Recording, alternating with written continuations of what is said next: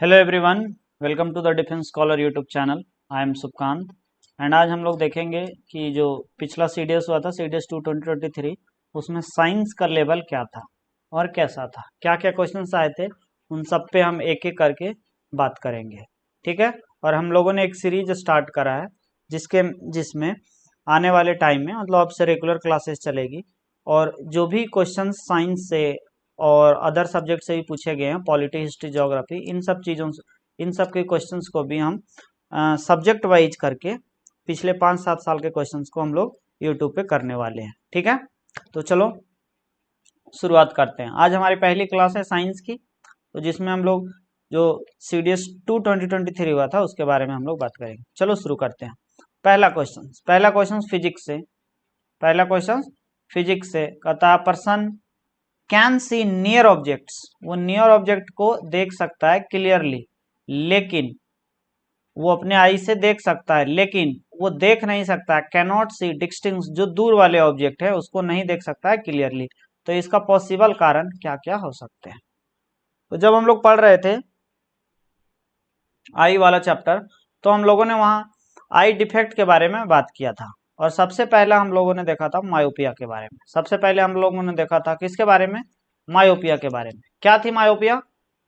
तो मायोपिया का कंडीशन क्या था, तो कि वो जो नजदीक के चीजें है उसको देख सकता है, नजदीक के चीजें को देख सकता है, मतलब नियर का ऑब्जेक्ट है उसको वो देख सकता है, लेकिन जो फार का ऑब्जेक्ट है उसको नहीं देख सकता है। और यहाँ भी सेम बताया गया, यहाँ भी क्वेश्चन में भी सेम कहा गया। तो हम लोग क्या बोल सकते हैं कि उसको क्या हुआ है, उसको हुआ है मायोपिया। उसको क्या हुआ है? मायोपिया। और मायोपिया के लिए जो भी कारण थे, कंडीशंस थे, वो क्या थे? तो ये मान लो हो गया हमारा था आई। ठीक है, मान लो ये पहले यहाँ इमेज बन रही थी, लेकिन अब क्या हुई है, डिफेक्ट के चलते यहाँ बनने लगी। तो इसको ठीक करने के लिए हम लोगों ने कौन सा लेंस लगाया था? इसको ठीक करने के लिए हम लोगों ने कॉनकेव लेंस लगाया था। कैसा लगाया था? Concave lens. और कॉनकेव लेंस कैसा थी? कॉनकेव लेंस ऐसा थी, ऐसा थी। तो अब हम लोग यहाँ कर लगाते हैं, तो ये जो हमारा ऑब्जेक्ट है वो सही जगह बन पा रहा, जो ऑब्जेक्ट है सॉरी जो इमेज है वो सही जगह बन पा रही है। ठीक है, तो इसमें होता क्या है, तो चलो देखते हैं इसमें होता क्या। तो इसमें होता है कि जो कर्वेचर होता है आई का वो एक्सेसिव हो जाता है। तो क्या पहला बोलता है excessive curvature of eye lens. Yes, सही है ये कि ये ऐसा होता है। फिर बोलता है क्या इसका जो आई बॉल है वो छोटा हो जाता है? जी नहीं, आई बॉल छोटा नहीं होता है इसमें, तो ये गलत हो गया। बोलता है कि इसका जो फोकल लेंथ है, तो focal length of eye lens is too large, क्या इसका जो फोकल लेंथ है वो बहुत बड़ा हो जाता है? नहीं, ये होता है कि इसमें हाइपरमेट्रोपिया, मायोपिया में ऐसा नहीं होता है, तो ये भी कट गया। इसका जो आई बॉल है उसका एलोंगेशन हो जाता है, ये सही बोल रहा है, ये सही बोल रहा है। तो कौन सा सही है? तो 1 और 4 सही है। 1 और 4 कहाँ है? ये है 1 और 4, तो इसका सी जो हो जाएगा वो सही आंसर होगा। आई होप सबको समझ गए में आ गया होगा। चलो नेक्स्ट पे चलते हैं। नेक्स्ट अगेन फिजिक्स से बोलता है consider a journey by a car represented by the graph given below in the part A B and C. The speed of the car in this part is V A V B and V C. यहाँ तक दिया है part A, यहाँ part B और यहाँ part सी। तो यहाँ तक का जो स्पीड है इसको हम लोग इसको वी ए बोला है, इसको वी बी बोला है और इसको वी सी बोला है, यही बोला है। तो पूछ रहा है कौन ज्यादा है। तो ऐसा क्वेश्चंस को हम लोगों ने क्या, ऐसा क्वेश्चंस को बनाने के लिए हम लोगों ने एक छोटा सा ट्रिक देखा था, अगर याद हो। उससे भी पहले ये जो ग्राफ है वो किस चीज का ग्राफ है, तो बोलेंगे ये डिस्टेंस और टाइम का ग्राफ। ये जो ग्राफ भी हम लोगों ने पढ़ा है, तो ये कौन सा ग्राफ है? ये डिस्टेंस एंड टाइम का ग्राफ है। तो ये डिस्टेंस और टाइम का ग्राफ है, वो रिजल्ट में क्या देता है, वो रिजल्ट में क्या देता है, सभी कमेंट करके जरूर बताओ। ठीक है, कमेंट में बताओ कि जो डिस्टेंस टाइम ग्राफ है वो उससे क्या क्या निकलता है। चलो क्वेश्चन पे वापस आते हैं। तो इसको हम लोगों ने बोला था कि इसको एंगल से सॉल्व करने के लिए काफी आसानी रहेगी, तो चलो देख लेते हैं।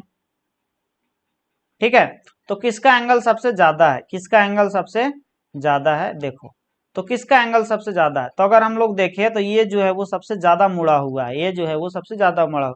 दैट मीन्स कि जो वी बी है, जो वी बी है वो इन तीनों में सबसे बड़ा है। तो अगर देखें तो वी बी इन तीनों में सबसे बड़ा कहाँ दिख रहा है, तो ये हमें दिख रहा है बी ऑप्शन में, ये हमें दिख रहा है बी ऑप्शन में। उसके बाद क्या है, उसके बाद ए दिख रहा है, उसके बाद वी ए दिख रहा है, वी ए, और उसके बाद सबसे लास्ट में क्या है, ये देखो काफी कम है, तो ये लास्ट में वी सी दिख रहा है। तो इस अकॉर्डिंग हमारा जो आंसर होगा वो बी होगा सही आंसर। ठीक है, नेक्स्ट क्वेश्चन बोलता है कनकेव मिरर है, यहाँ लेंस की बात नहीं कर रहा है, मिरर की बात कर रहा है। कनकेव मिरर ऑफ, इसका रेडियस ऑफ कर्वेचर कितना है, 50 सेंटीमीटर है, is use to form an image an object kept at a distance of 25 centimetre. इसको कहाँ रखा गया, 25 सेंटीमीटर पे रखा गया, कहाँ, मिरर से 25 सेंटीमीटर पे रखा गया, उसका प्रिंसिपल एक्सिस पे। तो इसका जो पोजीशन होगा, what will the position of image from the mirror, इसके मिरर का पोजीशन क्या होगा। ठीक है, मिरर का पोजीशन क्या होगा। तो अगर हम लोग को, अगर वो 6 जो कंडीशन है कि मान लो हम लोग इन्फिनिटी पे रखेंगे तो इमेज कहाँ बनेगी, अगर हम लोग फोकस पे रखेंगे तो इमेज कहाँ बनेगी, ऐसे करके 6 कंडीशन थी। अगर ये किसी को याद है तो ये जो है वो चुटकियों में बन जाएगा। ये सब डेटा का कोई मतलब नहीं, ये सब क्या है, ये कंफ्यूजन के लिए दिया गया है। ठीक है, तो इसका आंसर क्या आ जाएगा, अगर सबको कंडीशन याद है तो इसका सीधा आंसर हम लोग बोल सकते हैं कि ये इन्फिनिटी होगा। इसका आंसर क्या होगा, इसका आंसर इन्फिनिटी होगा। नेक्स्ट क्वेश्चन बोलता है कि इसका जो मून है, if the moon is brought closer to the earth, ये मान लो मून है, ये क्या कर रहा है, अर्थ के क्लोज लाया जा रहा है, अर्थ के क्लोज लाया जा रहा है, such that it's distance from the earth becomes half of its original distance. जितना डिस्टेंस पहले था अब क्या हो गया, अब उसका आधा बन गया है अब उसका आधा बन गया है। तो इसका जो ग्रेविटेशन होगा, ग्रेविटेशनल फोर्स ऑफ अट्रैक्शन होगा, ग्रेविटेशनल फोर्स ऑफ अट्रैक्शन होगा वो क्या होगा, ग्रेविटेशनल फोर्स ऑफ अट्रैक्शन होगा वो क्या होगा। एक्सक्यूज मी, पेन टैब नहीं काम कर रहा, जस्ट वेट।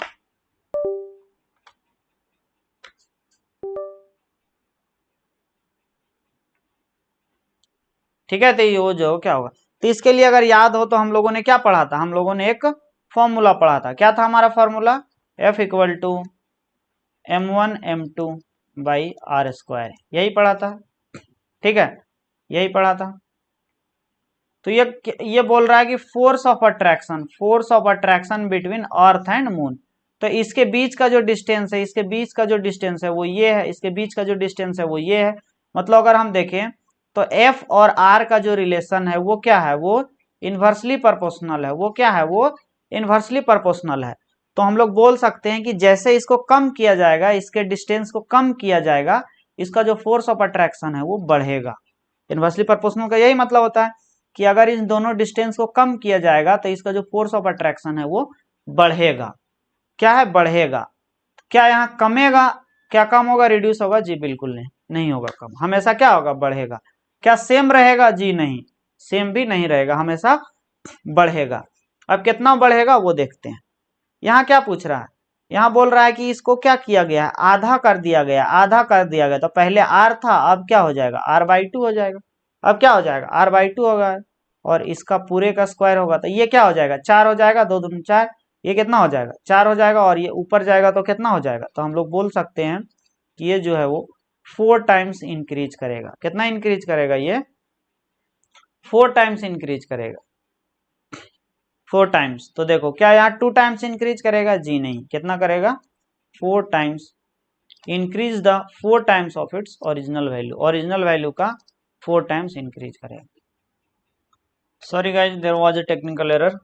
तो हम लोग यहाँ बात कर रहे थे, ठीक है, हम लोग बात कर रहे थे सोनिक बूम कब प्रोड्यूस होती है, यहीं पे थे हम। तो सोनिक बूम कब प्रोड्यूस होती है, तो पूछता है sonic boom is produce when source of sound travel eight A speed. ठीक है, कि जो सोर्स ऑफ साउंड है वो किस स्पीड, वो कौन सा स्पीड से ट्रेवल करेगी तो सोनिक बूम क्रिएट होगी। तो यहाँ बात हो रहा है साउंड की, लेकिन यहाँ ऑप्शन में दिया हुआ लाइट, क्या कोई सेंस बनता है, नहीं, तो ये क्या हो जाएगी, कट हो जाएगी। ठीक है, अब पूछता है कि कब जो है वो सोनिक बूम क्रिएट होती है। तो बोला जाता है कि जो सोनिक बूम है वो सोर्स ऑफ साउंड से जब ऊपर हो जाती है, सोर्स ऑफ साउंड से जब ज्यादा हो जाती है, ग्रेटर हो जाती है, तब क्या होती है, तब जो है वो सोनिक बूम क्रिएट होती है। तो ए सही आंसर है, यहाँ लेसर था तो ये हो जाएगा, यहाँ इक्वल नहीं होगा, हमेशा क्या होगा, ग्रेटर। ठीक है, नेक्स्ट क्वेश्चन कहता है which of the following are correct symbol of the element gold, tin and lead. Gold, tin and lead, gold, tin and lead, इसका करेक्ट सिंबल क्या है? तो गोल्ड का क्या हम लोग क्या जानते हैं कि गोल्ड का AU होता है, टीन का SN होता है और लेड का PB होता है। इसको सीरियल वाइज में लिखना है, गोल्ड AU SN PB, यही हो जाएगा हमारा सही answer. Next question, how many percentage of carbon dioxide is present in the atmosphere of Venus and Mars. Venus and Mars में जो कार्बन डाइऑक्साइड CO2 का जो परसेंटेज है, CO2 का जो परसेंटेज है वो कितना होता है? तो वो 95 to 97% होता है अकॉर्डिंग टू गूगल डेटा। ठीक है, नेक्स्ट क्वेश्चन पूछता है कि which of the following method is use to separate the constituent present in compound. यहाँ पूछ रहा है क्या, कंपाउंड, किसी और चीज के बात नहीं कर रहा है, यहाँ बात कर रहा है कंपाउंड की, कि कंपाउंड में जो है वो कौन सा मेथड से कंपाउंड से जो कॉन्स्टिट्यूएंट पार्टिकल है उसको निकाला जाता है। तो इसका एक ही मेथड है, दैट इज इलेक्ट्रोकेमिकल मेथड। ये 10th या 9th के NCERT में दिया हुआ है, वहाँ बहुत सारे method, heating method, fractional method, decomposition method और सारे मेथड के बारे में, एक जो हाथ से चुन के निकालते हैं वो सब मेथड, सेपरेशन मेथड, ये सारे कुछ के बारे में दिया हुआ है। लेकिन जो हम कंपाउंड से कॉन्स्टिट्यूएंट को निकालते हैं वो किस में होता है? वो होता है इलेक्ट्रोकेमिकल मेथड से। 9 क्या बोलता है, ये देखो NCERT से डायरेक्ट छपा छपाया सवाल है। क्या पूछ रहा है? पूछ रहा है during white washing of wall की जब हम व्हाइट वॉशिंग करते हैं ब्रश से दिवाली में तो क्या निकलती है? तो क्या होती है, जो सिलेक्ट लाइम है वो रिएक्ट करती है स्लोली किससे? कार्बन डाइऑक्साइड इन एयर से, और ये क्या बनाती है? एक थिन लेयर बनाती है कैल्शियम कार्बोनेट की एक थिन लेयर, एक पतली सी लेयर बना लेती है। तो उसका सही केमिकल रिएक्शन क्या होगा? ठीक है, तो सबसे पहले बात कर रहा है यहाँ सिलेक्ट लाइम की। तो सिलेक्ट लाइम की केमिकल रिएक्शन क्या होती है? तो हम लोग बोल सकते हैं कि सिलेक्ट लाइम की जो केमिकल रिएक्शन होती है वो CaOH का होल 2, CaOH का होल 2 होती है। ठीक है, और ये क्या होती है? ये होती है एक्वस। ये क्या होती है? ये लिक्विड नहीं होती, ये होती है एक्वस। प्लस में ये किससे रिएक्ट करेगा? स्लोली, तो ये कार्बन डाइऑक्साइड जो एयर में है तो वो क्या होगी? गैसियस फॉर्म में होगी। और ये क्या बनाएगा? ये बनाएगा कैल्शियम कार्बोनेट। तो कैल्शियम कार्बोनेट क्या होता है? CaCO3, और ये क्या होती है? ये सॉलिड होती है। और इससे क्या होती है? इतना होने के बाद इससे वाटर जो है वो निकल जाती है लिक्विड फॉर्म में। अब देखो कौन सा मिल रहा है? तो बोल सकते हैं कि D जो है वो मिल रहा है। क्या सिर्फ इसी तरीका से बना सकते हैं? तो जी नहीं, ये तो एक और आसान तरीका है जिससे बना सकते हैं। सबसे पहले हम लोगों ने देखा कि सिलेक्ट लाइम, इसका केमिकल फार्मूला तो सबको याद होगा, CaOH का होल 2। क्या ये है यहाँ? CaOH, क्या ये होगा? नहीं होगा, कट गया। अब अगर देखा जाए तो यहाँ पूछ रहा है कि कार्बन डाइऑक्साइड इन एयर, क्या पूछ रहा है? एयर में जो कार्बन डाइऑक्साइड है, तो एयर में जो कार्बन डाइऑक्साइड होती है वो गैसियस फॉर्म में होती है। वो क्या होती है? गैसियस फॉर्म में होती है। लेकिन यहाँ दिया हो कार्बन डाइऑक्साइड जो लिक्विड, क्या कार्बन डाइऑक्साइड लिक्विड फॉर्म में होती है? तो इसका आंसर है नहीं होती है। कार्बन डाइऑक्साइड या तो गैसियस होती है या तो सॉलिड होती है, लिक्विड में नहीं होती है। तो इस अनुसार से ये भी कट जाएगा। तो इसका एक ही आंसर बचा, दैट इज D ऑप्शन। ठीक है, अब पूछता है which of the following equation is balanced chemical equation. Balance करने का तरीका हमने बताया था, ठीक है, सबने पढ़ा होगा कि जो बैलेंस्ड केमिकल रिएक्शन है वो क्या होगा। तो क्या थी सिंपल तरीका बैलेंस केमिकल रिएक्शन को बैलेंस करने की? तो एक थी कि बीच में लाइन ड्रॉ कर दो, इधर रिएक्टेंट लिख दो, इधर प्रोडक्ट लिख दो। जो रिएक्टेंट में जो मॉलिक्यूल है, जो प्रोडक्ट में जो मॉलिक्यूल है उसको लिख दो। तो सबसे पहले क्या है? Fe, तो इधर Fe लिख दो, इधर भी Fe लिख दो। और क्या है? हाइड्रोजन है, तो हाइड्रोजन इधर लिख दो, हाइड्रोजन इधर भी लिख दो। और क्या है? ऑक्सीजन है, तो ऑक्सीजन इधर लिख दो, ऑक्सीजन इधर। किसी को भी उठा लो। चलो मान लो हम लोगों ने दूसरा को उठाया, तो देखो इधर Fe कितना है तो बोलेंगे 3, यहाँ Fe 3 है, यहाँ भी देखे तो Fe कितना है 3 है, यहाँ हाइड्रोजन कितना है तो बोलेंगे 2 है, यहाँ हाइड्रोजन देखेंगे तो 4 है, यहाँ हाइड्रोजन 2 है, यहाँ हाइड्रोजन 4 है। क्या ये बैलेंस्ड है तो बोलेंगे नहीं है, नहीं है बैलेंस। सेम यहाँ भी देखो Fe यहाँ 0 नहीं है और यहाँ Fe 3 है, क्या ये बैलेंस है तो नहीं है। अब थर्ड को टेस्ट करते हैं, 2 तो हो गया नहीं, अब थर्ड को टेस्ट। Fe यहाँ कितना है 3 है, यहाँ Fe कितना है 3 है, 3 है 3 है लिख दिया। हाइड्रोजन यहाँ कितना है तो बोलेंगे 4 दूनी 8, यहाँ हाइड्रोजन कितना है 8 है, हाइड्रोजन 8 है। अगर यहाँ हाइड्रोजन की बात करें तो 4 दूना 8 है, यहाँ भी हाइड्रोजन 8 है। ऑक्सीजन की बात करें यहाँ तो ऑक्सीजन यहाँ पे कितना है, ऑक्सीजन यहाँ पे देखे तो ऑक्सीजन यहाँ पे 4 है, और अगर यहाँ ऑक्सीजन देखे तो ऑक्सीजन 4 है। तो देख रहे हैं कि रिएक्टेंट और प्रोडक्ट दोनों का जो मॉलिक्यूल है वो सेम आ गया। तो दैट मीन्स जो सी है वो क्या है, जो सी है वो बैलेंस्ड केमिकल रिएक्शन। नेक्स्ट बोलता है the term phyllotaxy refers to the pattern of. Phyllotaxy क्या है, तो ये जो क्वेश्चन है वो सबसे नहीं बनने वाली थी, क्योंकि ये जो है वो एनसीईआरटी के 11th क्लास के बायोलॉजी से लिया गया है, 11th बायोलॉजी, ठीक है। और ऐसा बोला जाता है कि जो सीडीएस में जो क्वेश्चन आते हैं वो 10th के एनसीईआरटी से आते हैं, 9th 10th, जो कि कुछ कुछ क्वेश्चन जो बायोलॉजी में वो बाहर से आते हैं। तो इसलिए जिन्होंने जो बायोलॉजी बैकग्राउंड से होगा मेरे जैसा, या जिसका ग्रेजुएशन में बॉटनी होगा, ये सब होता है, ये सब इस क्वेश्चन को सॉल्व कर लिया होगा, बाकी से नहीं होगा। कोई बात नहीं, जिससे नहीं होगा वैसे क्वेश्चन को छोड़ ही देना सही होता है, ठीक है, क्योंकि ये बाहर से क्वेश्चन है, ठीक है। तो बोला जाता है कि जो अरेंजमेंट ऑफ लीफ होता है, लीव्स का जो अरेंजमेंट होता है, जो लीव्स का जो अरेंजमेंट होता है उसको हम लोग क्या बोलते हैं, जो लीव्स का जो अरेंजमेंट होता है उसको हम लोग बोलते हैं फेलोटॉक्सी, ठीक है। अरेंजमेंट ऑफ फ्लावर को क्या बोलते हैं, इनफ्लोरेसेंस, अगर याद हो सभी को 11th वालों को, अरेंजमेंट ऑफ फ्लावर को क्या बोलते हैं, इनफ्लोरेसेंस, ठीक है। नेक्स्ट क्वेश्चन, इसका आंसर ए हो जाएगा। नेक्स्ट क्वेश्चन कहता है chromosome are composed of DNA and. Chromosome जो होता है वो किससे किससे मिलके बना होता है, तो क्रोमोजोम हम सभी ने पढ़ा है कि जो क्रोमोजोम होता है वो डीएनए प्लस प्रोटीन से मिलके बना होता है, डीएनए और प्रोटीन से बना होता है। और यहाँ जो प्रोटीन का नाम होता है उसको हम लोग क्या बोलते हैं, उसको हम लोग बोलते हैं हिस्टोन प्रोटीन। क्या बोलते हैं, हिस्टोन प्रोटीन। तो यहाँ सिंपली पूछा है कि डीएनए और किससे मिलके बना होता है, तो प्रोटीन से। कौन है, तो सी हो जाएगा हमारा right answer. Question number 13, bacteria have an undefined nuclear region. Bacteria के पास क्या है, एक अनडिफाइंड न्यूक्लियर रीजन होते हैं, which lacks the nuclear membrane and contain only DNA without protein. Such region is called, ठीक है। तो देखो इस क्वेश्चन को सॉल्व करने से पहले हमें थोड़ा बेसिक में जाना होगा। जब हम लोगों ने सेल का क्लासिफिकेशन देखा तो सेल को हम लोगों ने उसके न्यूक्लियस के आधार पर हम लोगों ने दो पार्ट में डिवाइड किया था। पहला हमारा क्या था, पहला हमारा था प्रोकैरियोटिक सेल, प्रोकैरियोटिक ऐसे लिख दे रहे हैं। दूसरा हमारा था यूकैरियोटिक सेल। पहला हमारा था प्रोकैरियोटिक सेल, दूसरा हमारा था यूकैरियोटिक सेल।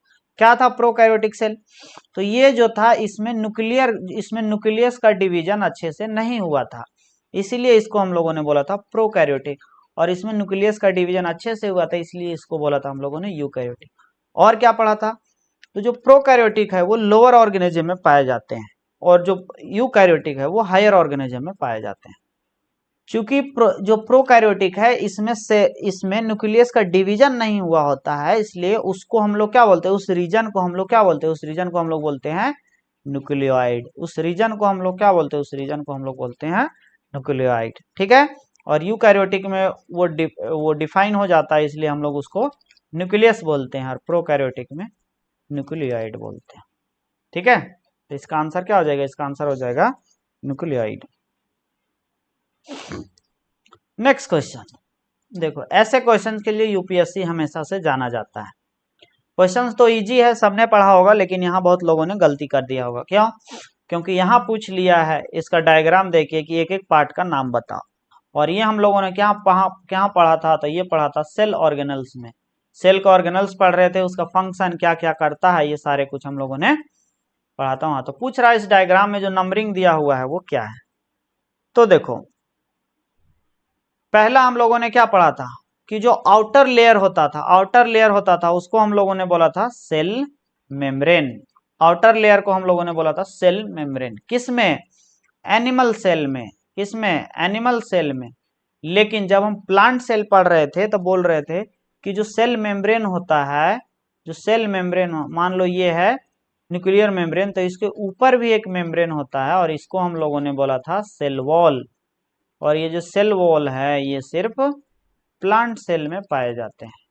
सिर्फ प्लांट सेल नहीं, बैक्टीरिया में पाए जाते हैं, फंगस में पाए जाते हैं, लेकिन यहाँ बोलने का मतलब कि प्लांट सेल में सेल वॉल पाए जाते हैं, एनिमल सेल में नहीं पाए जाते हैं। तो जो सबसे आउटर मेम्ब्रेन, अगर दो मेम्ब्रेन दिया हो किसी में, तो जो आउटर मेम्ब्रेन होगा वो सेल वॉल होगा और उसके अंदर जो होगा वो सेल मेम्ब्रेन होगा, या उसको हम लोग कभी कभी न्यूक्लियर मेम्ब्रेन, सॉरी उसको हम लोग कभी कभी प्लाज्मा मेम्ब्रेन भी बोलते हैं।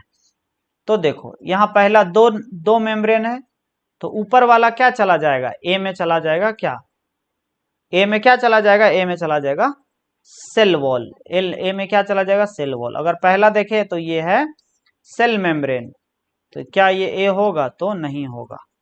दूसरा देखे तो, दूसरा में देखे, दूसरा ऑप्शन में तो सेल वॉल है, इसमें देख रहे सेल वॉल है, इसमें देख रहे सेल वॉल है, तो पहला ती हो गया। एक और चीज हम, और दूसरा हम लोगों ने क्या पढ़ा था, तो दूसरा क्या आ जाएगा? दूसरा आ जाएगा हमारा सेल मेम्ब्रेन, या इसी को कभी कभी हम लोग प्लाज्मा मेम्ब्रेन भी बोलते हैं क्योंकि ये प्लाज्मा से बनी होती है। तो दूसरा हमारा क्या हो जाएगा? दूसरा, पहला ऑप्शन तो ऑलरेडी कट गया है, सेल मेम्ब्रेन। इसमें भी देखे तो सेल मेम्ब्रेन, इसमें भी देखे तो सेल मेम्ब्रेन, चलो सही है। यहाँ आने में प्लांट, अब सेल वॉल देख के तो कंफर्म हो गया कि ये जो है ये प्लांट सेल है। तो प्लांट सेल में एक और चीज हम लोगों ने बात किया था वो वैक्यूल के बारे में, कि जो पूरे सेल का 70 to 75% जो रीजन होता है वो अकेले कवर करता है कौन? वैक्यूल। वो अकेले कवर करता है वैक्यूल। क्या वैक्यूल एनिमल सेल में होते हैं? तो जी नहीं होते हैं। अगर किसी में पाया जाता है तो वो नॉन फंक्शनल होते हैं। 70 to 75% जो पार्ट होता है वो वैक्यूल होता है। वैक्यूल का काम क्या है? तो ये जो फूड बनती है, जो बच जाती है, उसको स्टोर करती है। ये फूड और बहुत सारी चीज, ये स्टोरेज, बेसिकली हम लोग बोलते हैं कि ये स्टोरेज के काम में आते हैं। ठीक है, तो ये जो पांचवा है, ये जो दिख रहा है, यही है हमारा वैक्यूल। तो पांचवा हमारा है वैक्यूल। यहाँ दिया हुआ पांचवा जो क्या न्यूक्लियस है? जी नहीं, ये वैक्यूल है। यहाँ देखिए बी में पांचवा क्या न्यूक्लियस है? तो जी नहीं, न्यूक्लियस नहीं है। पांचवा क्या है? पांचवा वैक्यूल है। तो सी हमारा क्या हो जाएगा? सही आंसर हो जाएगा। C will be the right answer. Next question.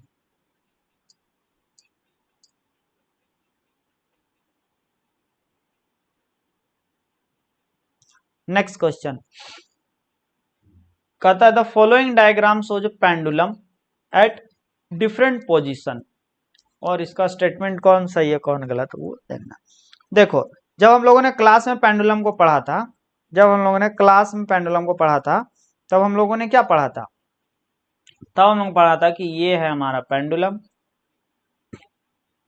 ठीक है, क्या पढ़ा था कि जब ये मान, इसको हम लोगों ने कोई पॉइंट मान लिया, ठीक है, और जब ये यहां तक ऐसे करके जाएगी, जब ये इस पॉइंट पे जाएगी, इस पॉइंट पे, इस पॉइंट पे ये क्या होगी? यहाँ रुक जाएगी और यहाँ से फिर वापस नीचे आएगी, यहाँ रुक जाएगी और यहाँ से फिर वापस नीचे आएगी।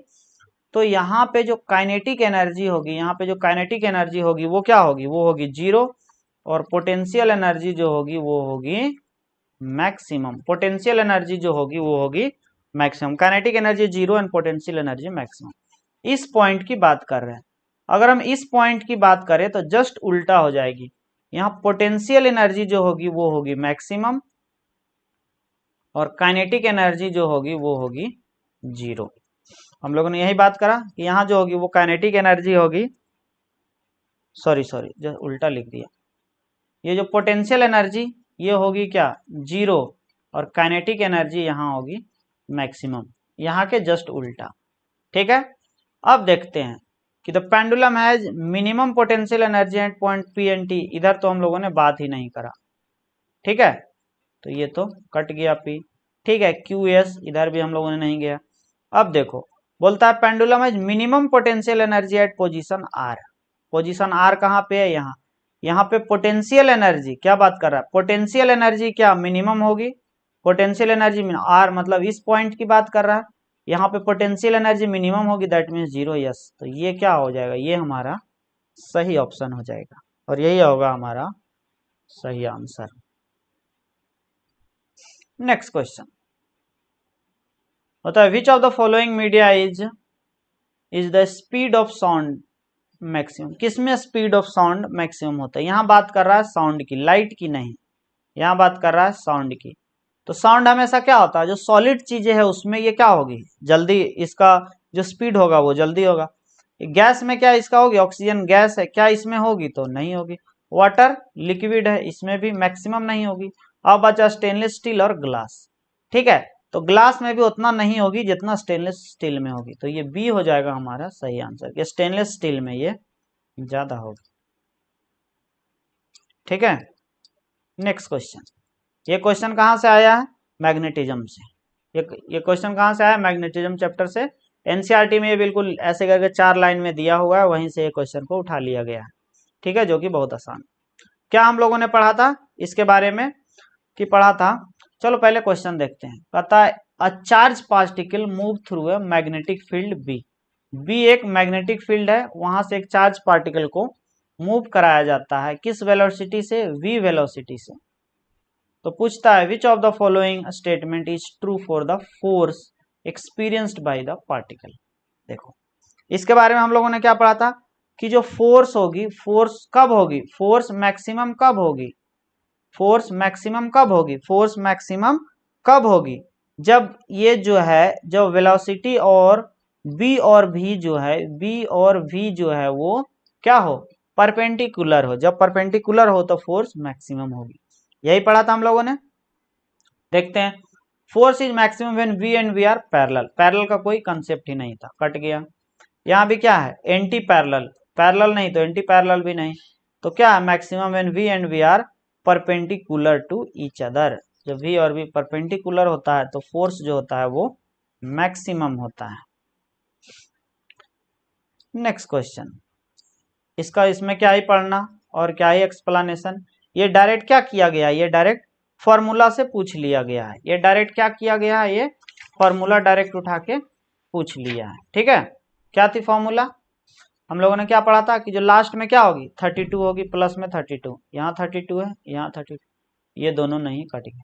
टोटल फार्मूला क्या था, 9/5 TC प्लस 32, कौन है 9/5 TC, 10/3 नहीं था, 9/5 था, तो डी क्या हो जाएगा, डी हो जाएगा हमारा सही आंसर।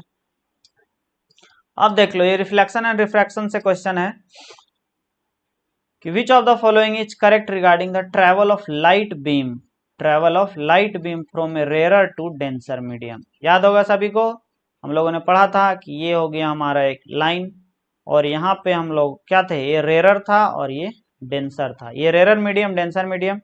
डेंसर में हम लोगों ने क्या लिया था, डेंसर में हम लोगों ने लिया था पानी। डेंसर में हम लोगों ने क्या लिया था, डेंसर में हम लोगों ने लिया था पानी, और ऊपर ऐसे था, ये एक नॉर्मल डाला गया था। और क्या बोला था कि अगर यहाँ से कोई चीज, यहाँ से अगर हम लाइट डालें, अगर यहाँ से हम लाइट डालें, यहाँ से अगर हम लाइट डालें, तो ये क्या, जब लाइट बीम रेयर से डेंसर में आती है, तो हम लोग क्या पढ़ा था कि ये जो है ये नॉर्मल की तरफ मुड़ जाती है, bend towards the normal, bend towards the normal, not away, bends towards the normal. यही हम लोगों ने पढ़ा था कि जब रेयर से डेंसर में आती है तब ये क्या है, ये नॉर्मल की तरफ बेंड हो जाती है।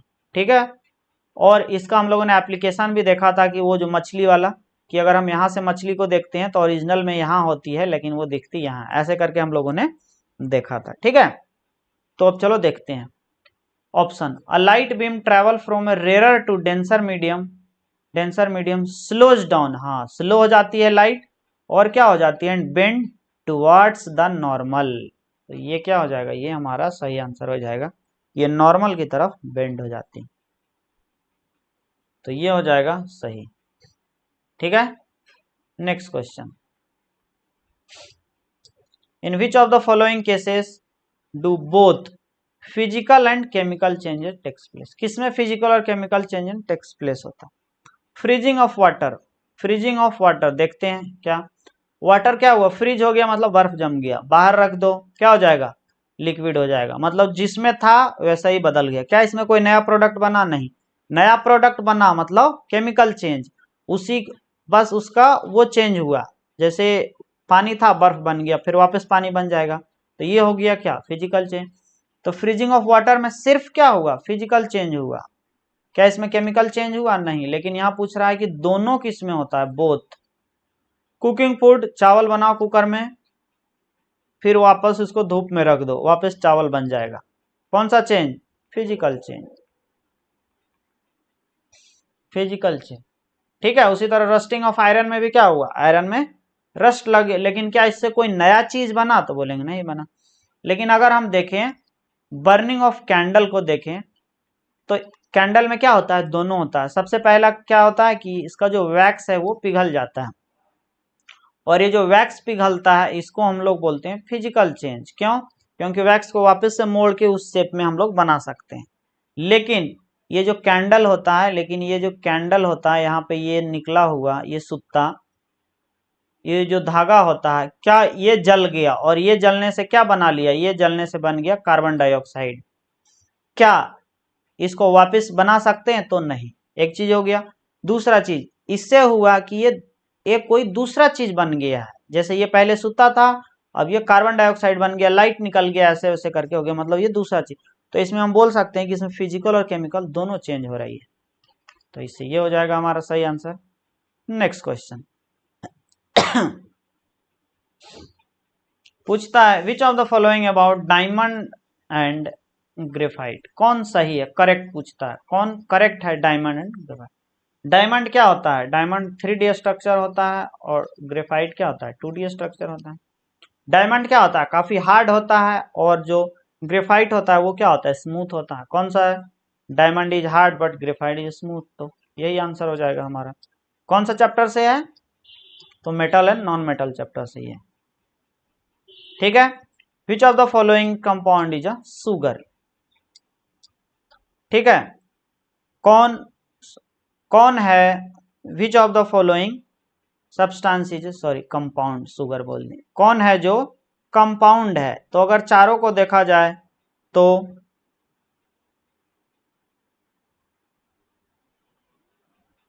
अगर चारों को देखा जाए तो देखो, सुगर, सुगर को देखते हैं, सुगर का फॉर्मूला क्या होता है, तो ये होता है C12H22O11, यही होता है शुगर का।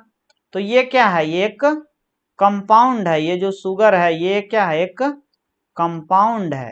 बाकी एयर, मिल्क और टी ये सारे के सारे ये क्या है, एक मिक्सचर है। तो यहाँ पूछ रहा है कौन कंपाउंड है, तो ए क्या हो जाएगा, A will be the right answer, that is sugar. Next question,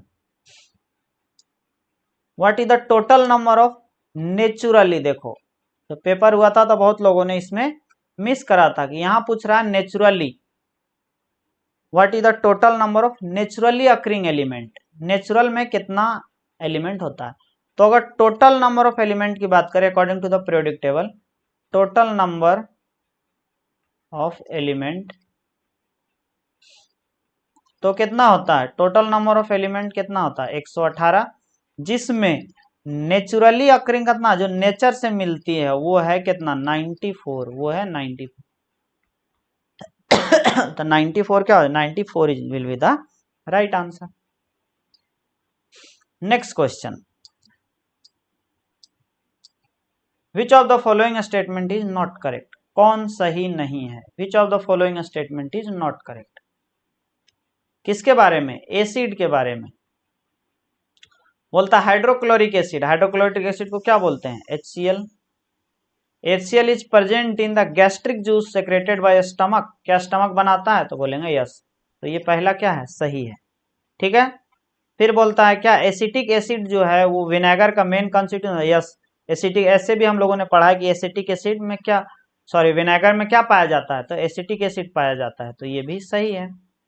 पूछता oxalic acid is found in turmeric paste, तो जी नहीं, ऑक्जेलिक एसिड कहाँ पाया जाता है, ऑक्जेलिक एसिड पाया जाता है हमेशा टोमेटो में, ऑक्जेलिक एसिड कहाँ पाया जाता है? ऑक्जेलिक एसिड पाया जाता है टोमेटो में। कहाँ पाया जाता है?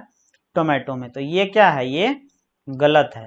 और पूछता है कि lemon and orange juice contain citric acid. Lemon में क्या होता है? Citric acid. और ऑरेंज में क्या होता है? Abscisic acid. तो यस, ये भी सही है। तो पूछता है कि एसिड के बारे में कौन सही नहीं है, तो तीसरा जो है वो सही नहीं है। तो हमारा आंसर क्या जाएगा? आंसर हमारा सी जाएगा।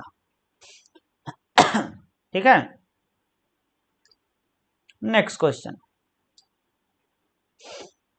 ये भी देखो काफी इंपॉर्टेंट, काफी मस्त क्वेश्चन है। थोड़ा डिटेल में पूछा गया है लेकिन क्वेश्चन काफी अच्छा है। पूछता है which of the following is correct combination of organelles and their function. कहता है कि which of the following is the correct combination of organelles and their function. ठीक है, कि ये जो सेल ऑर्गेनल्स है इसको हम लोगों ने कहाँ पढ़ा था? सेल ऑर्गेनल्स में एक एक करके फंक्शन, जैसे माइटोकॉन्ड्रिया क्या करता है, क्लोरोप्लास्ट क्या करता है, राइबोसोम का क्या काम है, एंडोप्लाज्मिक रेटिकुलम क्या करता है, ये सारे को एक एक करके हम लोगों ने पढ़ा था। तो माइटोकॉन्ड्रिया का क्या काम था? तो बोलेंगे माइटोकॉन्ड्रिया का काम था रिस्पिरेशन करना। यस, माइटोकॉन्ड्रिया का क्या काम था? रिस्पिरेशन करना। तो यहाँ भी रिस्पिरेशन, माइटोकॉन्ड्रिया रिस्पिरेशन। क्या माइटोकॉन्ड्रिया फोटोसिंथेसिस करती है? तो जी नहीं, नहीं करती है। तो ये ऑप्शन हमारा कट गया। फोटोसिंथेसिस कौन करती थी? तो क्लोरोप्लास्ट करती थी। क्लोरोप्लास्ट में दो था, एक क्लोरोप्लास्ट, ल्यूकोप्लास्ट। जो क्लोरोप्लास्ट में जो ग्रीन पिगमेंट था उसको हम लोग बोलते थे क्या? क्लोरोफिल। और वो किस में काम करता था? वो काम करता था फोटोसिंथेसिस के लिए। वो क्या काम करता था? फोटोसिंथेसिस करता था। ठीक है, तो देखो यहाँ क्लोरोप्लास्ट जो है वो क्या करता था? फोटोसिंथेसिस। यस, क्लोरोप्लास्ट जो है वो फोटोसिंथेसिस करता था। Chloroplast photosynthesis. यस, क्लोरोप्लास्ट जो है वो क्या प्रोटीन सिंथेसिस करता है? जी नहीं, फोटोसिंथेसिस करता है। चलो, तो दो ऑप्शन कट गया, अब बचा दो काफी क्लोज ऑप्शन है, ध्यान से देखो। तीसरा, राइबोसोम है वो ट्रांसपोर्ट करता है प्रोटीन का, और यहां देखो राइबोसोम है वो प्रोटीन सिंथेसिस करता है। यस, तो हम लोगों ने क्या पढ़ा था? हम लोगों ने पढ़ा था इंडोप्लाज्मिक रेटिकुलम, जिसको हम लोगों ने शॉर्ट में बोला था ईआर। और इसका दो पार्ट था, क्या था? R E R and S E R, rough endoplasmic reticulum and smooth endoplasmic reticulum. इसको रफ इंडोप्लाज्मिक रेटिकुलम क्यों कहते हैं? क्योंकि इसके सरफेस पे कौन था? इसके सरफेस पे क्या था? तो इसके सरफेस पे था राइबोसोम। इसके सरफेस पे क्या पाया जाता था? राइबोसोम। और इसी के चलते इसको रफ इंडोप्लाज्मिक रेटिकुलम बोलते हैं। और ये जो राइबोसोम है ये क्या करता था? तो ये प्रोटीन बनाता था, प्रोटीन सिंथेसिस करता था। ये क्या करता था? प्रोटीन सिंथेसिस करता था। और जो स्मूथ इंडोप्लाज्मिक रेटिकुलम है ये क्या करता था? तो ये लिपिड का फॉर्मेशन करता था। ये क्या करता था? ये लिपिड का फॉर्मेशन करता था। और जो राइबोसोम और ये जो रफ इंडोप्लाज्मिक रेटिकुलम है ये रफ होता था, क्यों? क्योंकि उसके सरफेस पे राइबोसोम पाया जाता था, और राइबोसोम जो है वो प्रोटीन सिंथेसिस करता था। ठीक है, लेकिन जो रफ इंडोप्लाज्मिक रेटिकुलम है ये एक काम और करता था। अगर इसका कोई डायग्राम देखा होगा तो देखना कि ऐसे ऐसे करके चैनल बने थे। ऐसे ऐसे करके क्या थे? चैनल बने थे। और ये जो चैनल था इससे क्या करता था? ये राइबोसोम यहाँ जो प्रोटीन बनाया ये क्या करता था? ये ट्रांसपोर्ट करता था। ये क्या करता था? ट्रांसपोर्ट करता था सभी सेल में। ठीक है, तो इसका क्या काम था? रफ इंडोप्लाज्मिक रेटिकुलम का एक और काम था, वो था ट्रांसपोर्ट ऑफ प्रोटीन। कौन सा प्रोटीन? जो राइबोसोम ने बनाया था। तो अब देखते हैं कि जो रफ इंडोप्लाज्मिक रेटिकुलम है ये प्रोटीन का ट्रांसपोर्टेशन भी करता है, ट्रांसपोर्ट। तो इसलिए इसका जो सही आंसर होगा वो ए होगा, नॉट कुछ और। आगे समझ में? और ए और बी में कंफ्यूजन थी, आई होप अब कंफ्यूजन दूर हो गई होगी। Next question, which cell wall is absent in cell wall is absent in which of the following organism? किस ऑर्गेनिज्म में सेल वॉल एब्सेंट है? तो सबसे पहले देखते हैं कि सेल वॉल प्रेजेंट किस में होती है। सेल वॉल किस में होती है? सेल वॉल किस में होती है? तो बोलेंगे सेल वॉल जो होती है वो बेसिकली प्लांट सेल में होती है। क्या सिर्फ प्लांट सेल में होती है? तो नहीं, ये बैक्टीरिया में भी होती है, ये फंगस में भी होती है। बैक्टीरिया में जो होती है वो किससे बना होता है? तो बोलेंगे पेप्टिडोग्लाइकेन से। जो फंगस में होता है वो किससे बना होता है, वो काइटिन से बने होते हैं। ठीक है, तो क्या बैक्टीरिया में, यहां पूछ रहा है एब्सेंट, क्या बैक्टीरिया में एब्सेंट होगा, जी नहीं, इसमें प्रेजेंट होगा। तो क्या ये आंसर हो सकता है, नहीं। डायटम क्या है, डायटम एक प्लांट है, प्लांट में तो सेल वॉल तो होगा ही, तो ये भी हमारा आंसर नहीं होगा। मशरूम क्या है, तो हम सभी जानते हैं मशरूम जो है वो फंगस है, और फंगस में सेल वॉल होता है, किससे बना होता है, तो काइटिन से बना होता है। बस ये जो टैपवॉर्म है ये एक क्या है, एनिमल है, एक टैपवॉर्म जो है वो एक एनिमल है, और एनिमल में सेल वॉल नहीं होता है, तो इससे बन जाएगा। कोई इसको ऐसे भी बना सकता था, डायरेक्ट उसको दे दिया टैपवॉर्म एंड उसको लगा कि टैपवॉर्म एनिमल है, तो डायरेक्ट उसको टिक कर दिया कि एनिमल, तो जैसे भी बना बात वही है। Next question, the water goes up through xylem vessel, water goes up through xylem vessel. देखो यूपीएससी और अदर एग्जाम में डिफरेंस देखो, अगर कोई और एग्जाम दे रहे हो लाइक रेलवे, एसएससी और ये सब, तो ये समय डायरेक्टली पूछ लिया जाता है कि जो वाटर है उसका ट्रांसपोर्टेशन कैसे होता है, वो जो वाटर है वो नीचे से ऊपर कैसे जाता है, तो उसका आंसर क्या जाएगा, जाइलम, उसका आंसर क्या जाएगा, जाइलम वेसल। लेकिन ये यूपीएससी है तो ये यहाँ पे डायरेक्टली दे दिया है, जो अदर एग्जाम पूछता है ये चलो यही दे दिया है, चलो कि जो वाटर है वो जाइलम वेसल के थ्रू जाता है। In trees the process in plant and properties of water to help upward movement, जो मान लो ये है हमारा रूट, ये है हमारा क्या रूट, और यहां से एक बना प्लांट, ये क्या बना यहां से एक प्लांट, तो ये जो रूट से जो वाटर ऊपर जा रहा है, तो जो ऊपर जा रहा है उसको क्या बोलते हैं, अपवर्ड डायरेक्शन, और जो नीचे आता है उसको डाउनवर्ड डायरेक्शन। तो वाटर तो नीचे से ऊपर जाता है, तो ये किसके थ्रू जाता है, ये जाता है जाइलम वेसल के थ्रू। तो क्या क्या ऐसा होता है जिसके थ्रू जाता है, क्या रिस्पिरेशन के थ्रू जाता है, रिस्पिरेशन, तो बोलेंगे बिल्कुल नहीं, रिस्पिरेशन से नहीं जाता है। क्या रूट प्रेशर के वजह से जाता है, तो बिल्कुल नहीं, रूट प्रेशर के नहीं जाता है। दो कट गया, दो ऑप्शन काफी कंफ्यूजिंग है, एक है ट्रांसपिरेशन एंड अडहेजन और एक है ट्रांसपिरेशन पुल, इन दोनों में अंतर समझना पड़ेगा। यहां लिखा हुआ है पुल, पुल मीन्स क्या होता है, पुल मीन्स होता है खींचना, मतलब अगर कोई चीज नीचे से ऊपर जा रहा है तो उसको खींचना पड़ेगा, दैट इज पुल करना पड़ेगा उसको, तभी वो नीचे से ऊपर जाएगा। तो इसीलिए इसका सही आंसर जो होगा वो सिर्फ ट्रांसपिरेशन नहीं होगा, ट्रांसपिरेशन पुल होगा। क्यों, क्योंकि नीचे से कोई चीज को ऊपर खींचना पड़ेगा, ट्रांसपिरेशन पुल, कोहेजन एंड अडहेजन। ठीक है, तो ये इसका बी हो जाएगा राइट आंसर। नेक्स्ट क्वेश्चन बोलता है कि energy and nutrient flow from one trophic level to another in an ecosystem, which one of the following statement correctly describe the direction of flow of energy and nutrient in ecosystem। Ecology and environment से question है, काफी interesting question है, अच्छा लगेगा। ठीक है, तो देखो इसके लिए हम लोगों ने क्या पढ़ा था, इसके लिए हम लोगों ने पढ़ा था 10% न्यूट्रिएंट, 10% एनर्जी फ्लो और वो न्यूट्रिएंट फ्लो, सॉरी 10% एनर्जी और न्यूट्रिशन वाला ये पढ़ा था कि मान लो ये है ग्रास, ग्रास में 100% है, इसको एनर्जी है, इसको खा गया ग्रास हॉपर। ठीक है, अब ग्रास हॉपर को मान लो रैट खा गया, तो ये तो 100% ले लिया, लेकिन ये जो है वो 90% रख लेगा और यहाँ सिर्फ 10% देगा, इसके पास 10% जाएगा, और 10% अगर इसको रैट को खा गया, मान लो स्नैक या कोई भी खा गया, तो इसका 90% ये इसी के पास रह जाएगा, बाकी इसके पास सिर्फ 10% आएगा। आगे समझ, मान लो कुछ चीज है, मान लो छिपकली है, उसको खा गया कौन, हेन, मतलब मुर्गा मुर्गी जो है, अब इस मुर्गा मुर्गी को खाया चिकन के तौर पर आदमी, तो इसका जो 100% एनर्जी वो होगा वो 90% इसी के पास रह जाएगा और 10% यहाँ आ जाएगा, इसी को बोलते हैं 10% न्यूट्रिएंट फ्लो थ्योरी। ठीक है, एनर्जी फ्लो न्यूट्रिएंट ऐसा कुछ था, हम लोगों ने पढ़ा था। ठीक है, एक और चीज पढ़ा था कि जो एनर्जी है वो यूनिडायरेक्शनली ट्रेवल करती है, लेकिन जो न्यूट्रिएंट है वो साइक्लिक करती है। एनर्जी है वो यूनिडायरेक्शनल करती है, लेकिन जो न्यूट्रिएंट है वो साइक्लिक करती है, एक को इस खाया, एक खाया, एक खाया, ऐसे करके। तो देखते हैं कौन है। तो energy flow is unidirectional and nutrient flow is cyclic. ये हो जाएगा हमारा सही answer. Next question, which of the following is sporophyte saprophytes. क्या होते हैं सैप्रोफाइट?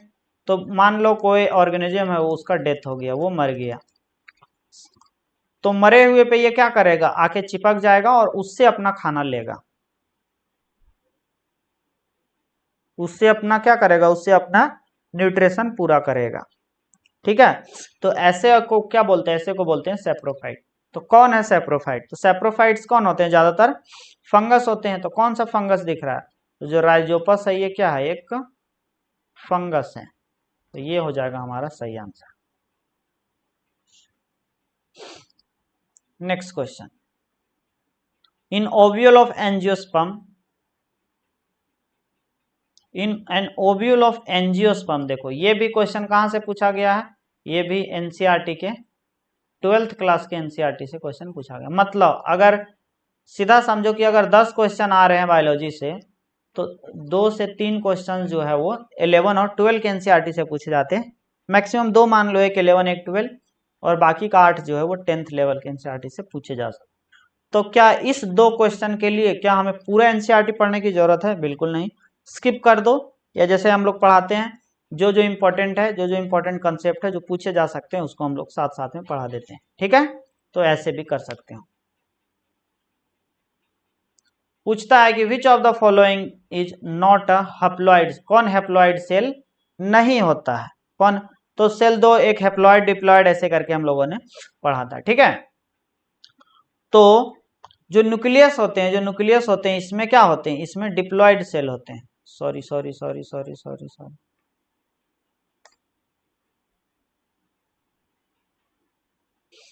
ऐसा देख लो,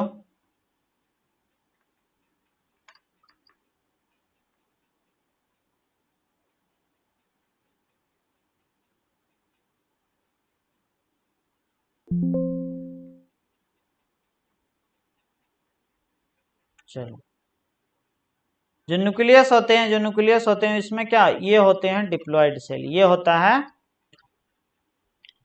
डिप्लॉइड। बाकी सिनर्जिड, एग और एंटीपोडल सेल, ये तीनों के तीनों क्या होते हैं, हैप्लॉइड होते हैं। ये तीनों के तीनों क्या होते हैं, हैप्लॉइड होते हैं। तो पूछता है कि in ovule of angiosperm which of the following is not a haploid cell, कौन हैप्लॉइड नहीं है? हैप्लॉइड नहीं तो क्या होगा, डिप्लॉइड होगा। डिप्लॉइड कौन होता है, न्यूक्लियस होता है। तो इस अनुसार से यहाँ ए ऑप्शन सही हो जाएगा। ठीक है, नेक्स्ट क्वेश्चन, खत्म हो गया है, थैंक यू।